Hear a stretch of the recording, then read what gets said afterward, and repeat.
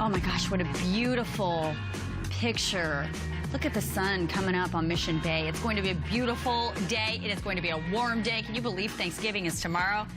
And here's the thing, you guys. Tomorrow is a joyous time, when families come together to break bread and have a lovely time.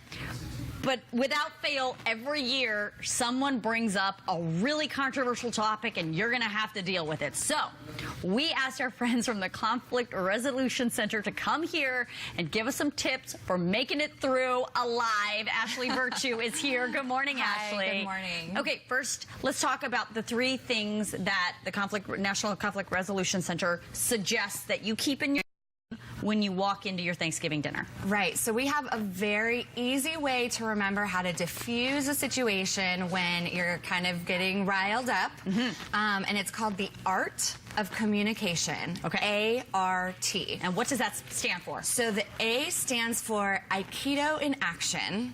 And like Aikido? Like Aikido. Okay, got it. Aikido being the martial art form that actually teaches you to harness your attacker's energy to your own benefit. Okay, got it. Right? So we can talk a little bit more about that, Yes. but that's kind of Aikido like in action. That's A.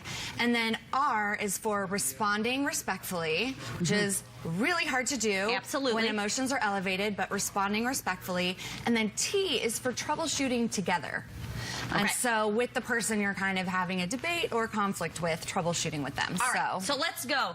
So you sit down, everybody has their meal, and they have their glass of wine in front of them, and someone brings up politics. Right. Anything in politics. Anything. No matter what side you are on, somebody at your dinner table most likely will have the complete opposite view, given the scenario that we are in this day and age. So how do you address politics?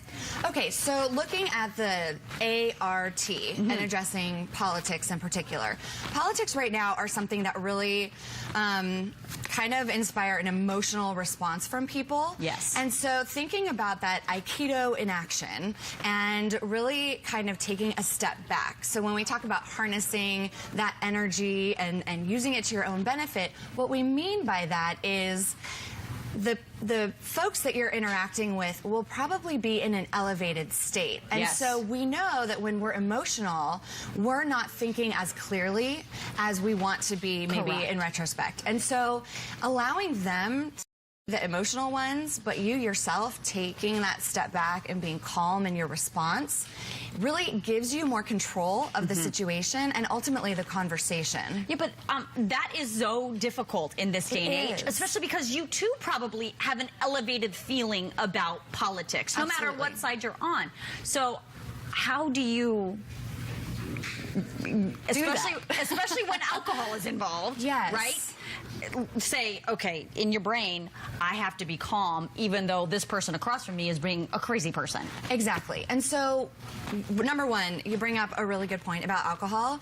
Know yourself and know who you're going to be sitting at the table with. Okay. Right? So think about that and think about kind of where you want your inhibitions to be. Right. But the other part of it is knowing that, think about, what do I ultimately want from this situation? Do I want to have a terrible Thanksgiving? Probably not. That's probably not what you go into with the goal of. Right.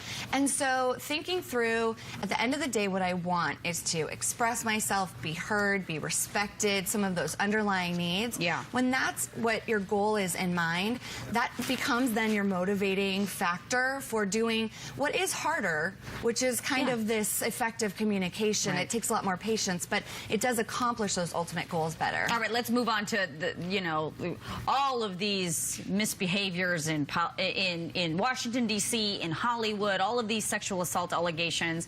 I mean, most likely that topic is going to arise at some point in the day tomorrow. And as a female, and as females that are going to Thanksgiving, I'm sure we all have some sort of story we want to share, some sort of personal involvement with that story. Is that really the appropriate time to bring it up? You know what? I think that this whole entire conversation around sexual assault and sexual harassment is all about safe space to talk about it whenever that is. And so I think what families can do right now is create that safe space without judgment. Oh, that's a great idea. For people to be able to talk about it.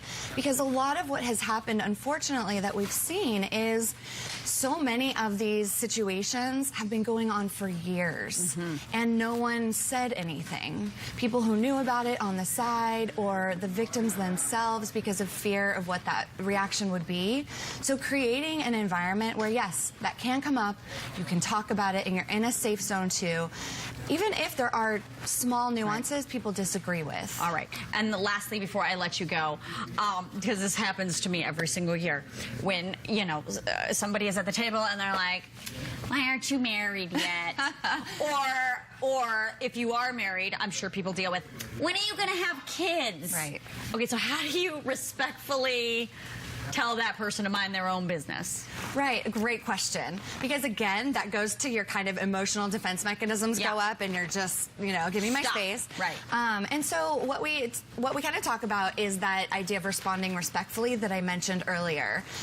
What's a good way to respond respectfully to that? Exactly. Tell me the words. The what words, do I say? the magic words. What do I say? Let's say that, you know, your aunt says, okay, you know, when are you gonna meet the right man? Or something. Why aren't you married is what I get all the time. Why aren't you married? So what are the words? What I would say is there's, you know, so Aunt Jane, Susie. why is that so important to you? You bring that up every time. What about that is important to you? And maybe kind of get to her underlying need to know that information. Is it to know that I'm okay? Is it to know that our family is growing? Is it because you're afraid you're getting older and you want to be involved in knowing my future spouse? Kind of ask her. Okay. What is it about that that's important to you? Keto deflect. Yeah. Got it. All right. Ashley, thank you so much for all this information. I appreciate it. Here's to a conflict-free Thanksgiving. Absolutely. And if anyone needs any help, our website is full of information on tips like this. So NCRC Online. All right. We're going to go to break. We'll be right back with more Good Morning San Diego.